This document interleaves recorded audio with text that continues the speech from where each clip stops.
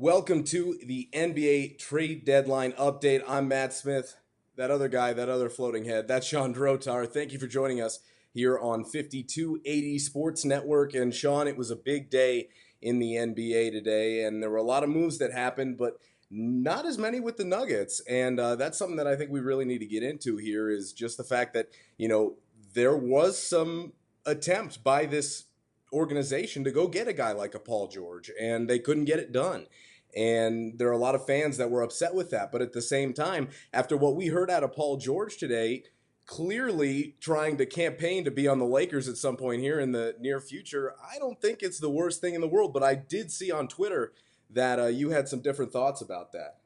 Yeah, I think in Paul George's case, Paul George wasn't the guy I necessarily wanted the Nuggets to pursue because after next year he can take a player option and become a free agent. So to my mind, Jimmy Butler was the best pick. I thought that was the guy that made sense, under contract for a little bit longer. And unlike someone like Paul George who has the desire to become a Laker, and it's not new, he's wanted to be that for a while. He's talked about it for most of his career here and there because he's an LA guy.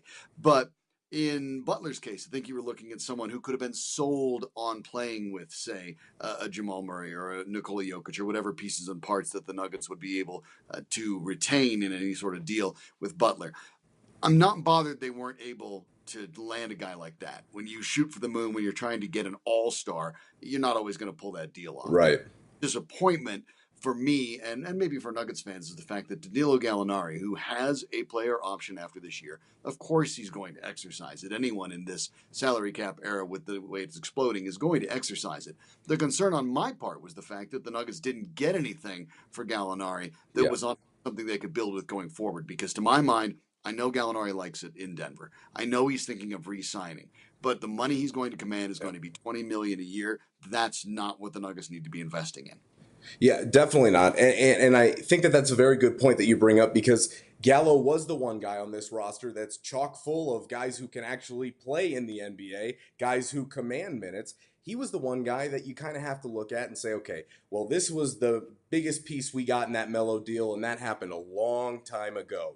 Now you have Nikola Jokic, and the statement from Tim Connelly, the statement from the entire organization, including Mike Malone, has been the Nuggets are building around Nikola Jokic, which is what you have to do when you have such a dynamic young player like that. He's clearly developed at a rate that maybe some expected he was going to be a solid contributor, heading into this season. But I think at this level, I don't know that many of us really saw that he was going to develop that quickly. And to that point, when you have a guy like that, you've got to put people around him that want to be here. To your point, Gallo does want to be here. Is he worth the $20 million that he's going to command? Most likely, because he'll probably decline that player option and test the free agent market. I don't know why you wouldn't with the new CBA. So for the Nuggets, was a first-round pick that they ended up giving away to get Mason Plumlee. Did you want that back for a stock 2017 draft? I thought you might have, but now I think we heard Tim Connelly speak to the vertical after the trade deadline passed, and one of the things that he was saying was that they really kind of want to see what this young group of guys does for them. They hold that eighth spot right now. They have 5 teams within 3.5 games in the eighth spot. So can this young core and the established vets that they have in Chandler, Nelson, Fareed, Arthur, can those guys all band together and get the 8th seed and really see how much value they have? Because, Shawn, the one thing that we do have to bring up is the fact that the Nuggets have very team-friendly contracts from a lot of these guys. Well, including, quite frankly, Chandler and Fareed. Absolutely.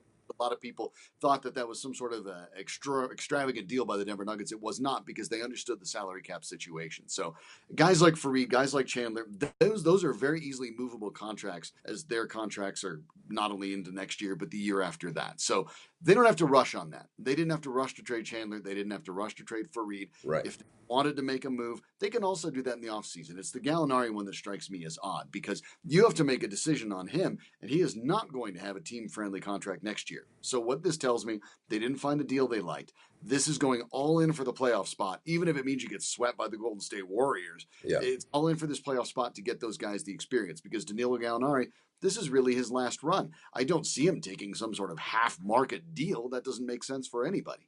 Yeah, it definitely does. And that was something else that Tim Connelly brought up is that he wants to get this young group of guys experienced minutes in big situations. And they're certainly going to have that, Shawn. And, ending the first, part of the season heading into the All-Star break, the Nuggets really showed signs that this team was formidable. I mean, they beat the Warriors, obviously, in one of the best shooting displays anybody's ever seen. And then, the next game they lose to the Timberwolves and kind of a head scratching loss that you felt like they shouldn't have lost that game and they let Wiggins go off for 40. So, with Gallo, and listen, that's the other part of this, is Gallinari hasn't been healthy now for a few weeks. And the Nuggets have proved that they can win without him right now, which is very interesting to see that they didn't want to maybe stockpile another pick for a potential move coming up, like you alluded to in the offseason, possibly even on draft night. I think when you look at the Gallinari pick, they surrendered to the Nurkic pick, which is going to be what it's that's going to 20 be plus, yeah. it'll be in the 20s because Memphis is having a very good year. So you didn't have to get a top tier first round pick Right. back. You could have gotten another pick in the 20s, a guy you're going to add for the rotation. They weren't going to get a star out of that draft, but maybe it gave you more ammo to trade up.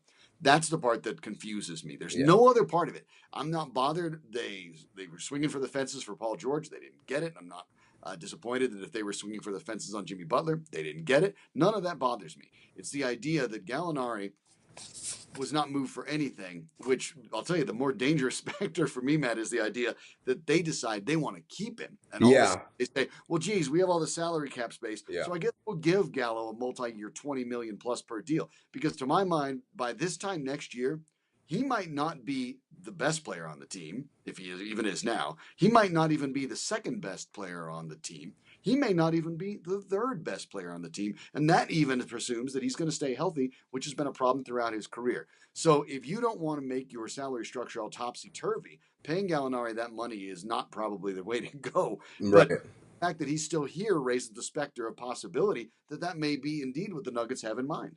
And at the same time, we're talking about them competing for this 8th spot right now. Having him on the floor going up against the Warriors or going, down the stretch trying to clinch that spot, they might see that as a benefit too. Because remember now, Gallinari's name was floated out there in a deal possibly with Boston. And of course, we hear today that the Nuggets made this monster offer to Indiana, which I think we really should get into because, a lot of people I think were surprised, but I wasn't. I don't think the people around the team were that surprised. Maybe fans because we haven't been so used to superstars here in Denver. But at the same time, the Nuggets are a player, and we saw that in the offseason. Now, I've heard people downplay the Dwayne Wade negotiations, but you have to count that because you had that with now making a push for Paul George, and the Nuggets have now established themselves as big players in the market and a team that is wanting to build towards the future and establish that winning culture. And I think, we've talked in previous discussions on the Gold Pan that the Nuggets were looking for a superstar. Well, they might have one blossoming under their own eyes with Jokic. So if you have one, potentially, at least an all-star, why not try and go get another? And, I think a lot of people thought maybe Jamal Murray was included in that monster deal, that monster offer for George, but I don't think so. I think it probably had to center around Gallinari, maybe Barton and a first, maybe next year's first, if that was really that monster of an offer. But at the same time, I think you definitely have to be encouraged as a fan of this team because they have clearly now shown that they are willing to go out and attempt to get that guy that we've been talking about for so long while they already have Jokic developing into one himself. Well, and you've mentioned it. The Dwayne Wade call shouldn't be completely just glossed over because the truth is it would have been very easy for someone of Dwayne Wade's stature with the money he was asking for to just say, hey, no thanks. That's not a fit for me. I'm not going to waste anybody's time. He did listen. He did go out of his way to praise the Nuggets and say what they were doing was interesting. In Paul George's case, this is just a guy that wants to be a Laker. He's wanting to be a Laker. And if the Pacers can't be instant contenders with him, he's going to be a Laker. So I don't think the Nuggets necessarily have to look at this as some sort of refutation of what they're doing. The challenge would be, though, to bring that guy in. The next step is you hope Jokic becomes a all-star. You hope that maybe Jamal Murray does too. And Let's say you let Gallinari's contract go. He exercises his option and you let him go. The Nuggets will be about $45 million under the cap. At that point, now you can go pursue who you want. Do you want to go make a run at Blake Griffin? Make a run at Blake Griffin. I don't know what's going to work, and I don't know who they can get. But now all of a sudden, if you know you have an up-and-coming guy in Jokic, you have an up-and-coming guy in Murray, it's all cost-controlled, which it generally is for the Nuggets. Now you go ahead and find a guy that's worth that kind of money that you can go chase. And hopefully someone takes it. But the Nuggets have to be careful. You can't just do what the Portland Trailblazers did and say, look, we're flush with cash. We're going to throw it at a bunch of guys, and we'll hope that getting a whole bunch of B to B minus players is going to be enough to put us over the top. They've proven that won't work. The Nuggets have to stay the course with this. And if they're going to give the big money to somebody, they need to give the big money to a sure thing. Yeah, no question about it. And I think that that's something we saw play out today. When Paul George said he didn't want to commit here long term, I imagine the reaction within that front office was, well, this is not for us, and we're going to stand pat because honestly, fans are going to be upset about it. But the truth is that nothing's going to really happen outside of the fact that you're most likely not going to get anything back in return for Gallinari, except for maybe a sign and trade. But why would he do that? Because he's going to make way more money on the free agent market anyway. So, for the Nuggets, they did make a few moves, right? So they sent Nurkic in the first for Mason Plumlee, which we'll see how it plays out. I think he'll fit pretty well. I think for what they're trying to do right now and moving forward, it was a solid trade. But at the same time, you have to wonder if they had that first round pick, if things might have been a little different today, as far as the way it played out. Then, of course, they acquire Roy Hibbert, Shawn, a big splash today. That, literally, of course, yeah, a big splash. A big splash. Roy's a big guy. Roy makes $5 million for this season. Obviously, it'll be prorated, so for the rest of the season. And then he becomes an unrestricted free agent. Right. This, quite frankly, is a move purely for salary. The Nuggets are below the salary floor. They needed to add this kind of money, and they still need to add about $1.6 million roughly to get above the floor. So I think they'll try to do that with some free agent. Who knows? Maybe if Andrew Bogut becomes available on a buyout from the 76ers, maybe they pursue that, although that's another big guy. I don't know what you do with him. I think in Hibbert's case, you might see him deployed here and there, but this is mainly a move. They're adding him. Hibbert gets his check. The Nuggets get above the salary floor, and that's about that. Yeah, the one interesting thing that we should bring up. It's a 55 protected. I know. It's a future second round that is protected through 55. There are 58 picks in the draft. Hey, listen, Isaiah Thomas was drafted 60th in the draft, okay?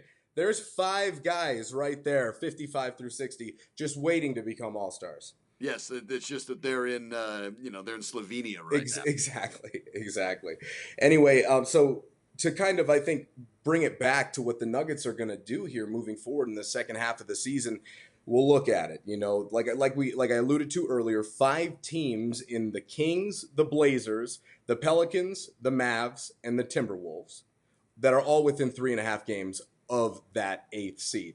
Now you look at Sacramento and they just got dismantled. And strike the Kings. They threw up the white flag. Exactly. So Kings are, unless Buddy Hield turns out to be the Steph Curry-esque player that Vivek thinks that he's going to be, which I don't think it's going to happen this year. Put it that way, yeah. Yeah. Blazers, which is always an interesting situation, now with Yusuf Nurkic, who I think might get the start at center tonight in their first game out of the All-Star break. That'll be interesting with that backcourt with McCollum and Lillard. And then the Pelicans, who are now the wild card of the NBA and the biggest experiment, literally, in basketball with Cousins and Davis. And, boy, that team got a whole lot better, but there's going to be a lot of working things out to do in a very short period of time for the Pelicans, who the Nuggets have 3 games against to finish out this 2016-2017 season. So we'll see, Shawn. I mean, March is tough. They play the Wizards, the Celtics, the Clippers, a home-and-home with the Rockets, the Cavs, Pacers, Pelicans. I mean, they got to gear up and get ready in these next few games here in February.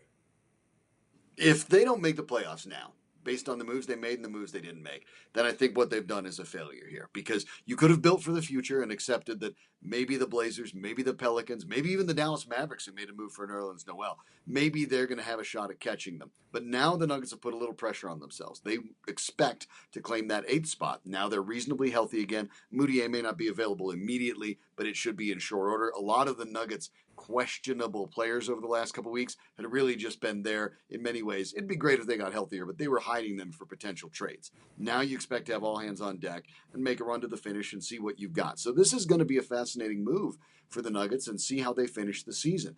They're in good shape. It's not as if they have an enormous lead, but the truth is the mathematics starts to catch up with other teams pretty quickly. So if the Nuggets can get out of the gate here, they have the game to start the post-All-Star break against the Kings. Mm-hmm. Then they have the Nets, who have still only won 9 games. I mean, you need to win both those back-to-back. Definitely, yeah.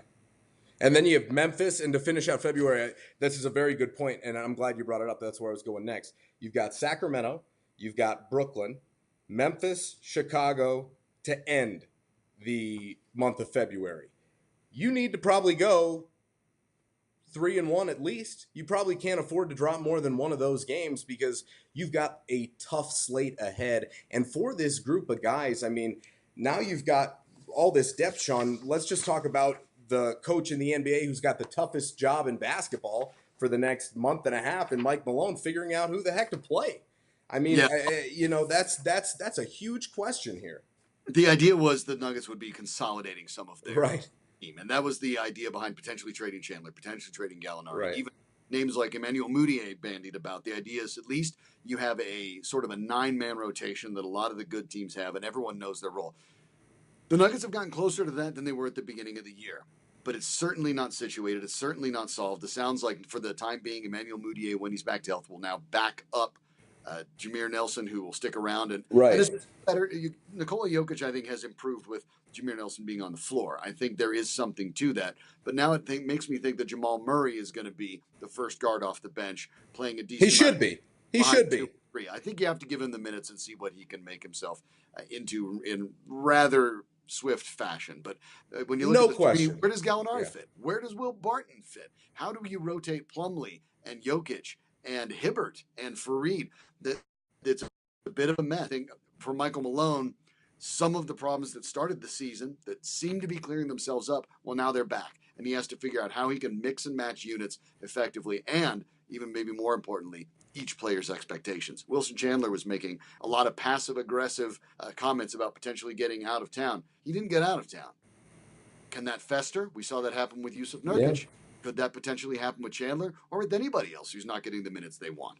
Fareed, Mudiay, who knows? And that's the good point, because can this dynamic of 15 guys sharing minutes, essentially, 12 guys who realistically play, which is ridiculous to talk about the fact that they've got 12 guys who could legitimately play. Will those guys get, will tensions arise? And I think with the backcourt specifically, putting Nelson as the starting point guard, I think it's important to note he has earned that spot. I mean, a lot of the success that they've had recently has been in large part due to what he's done. He may be, getting up there 35, I think, but he's still got plenty of game left. Now that brings up a very interesting point, like you said, with Murray and Mudiay. Mudiay comes back. Where does he fit on this team? I see Jamal Murray as possibly the future point guard of this team. I think it's stupid, to be honest, not to put him there. He's shown that he can be a dynamic playmaker, and he's a great shooter, going to develop into a good scorer in this league. And I think it's foolish to stunt his development. But at the same time now, you also have Mudiay, who was a top 10 NBA draft pick and has had his injury issues. But the truth is with Jameer, Murray, and Mudiay, do we start to see maybe more of a push for Murray at the 2 guard, or are the Nuggets just going to kind of go with a, kind of a college lineup where it's just all guards? I think we could see that too. That Murray was dropped, because I had, just in pure talent, I had Murray as the 3rd best player in the draft coming out last year, behind only Ingram and Simmons. But part of the problem is Murray's 6'4". That makes him a decent-sized point guard, but a kind of a small 2 guard.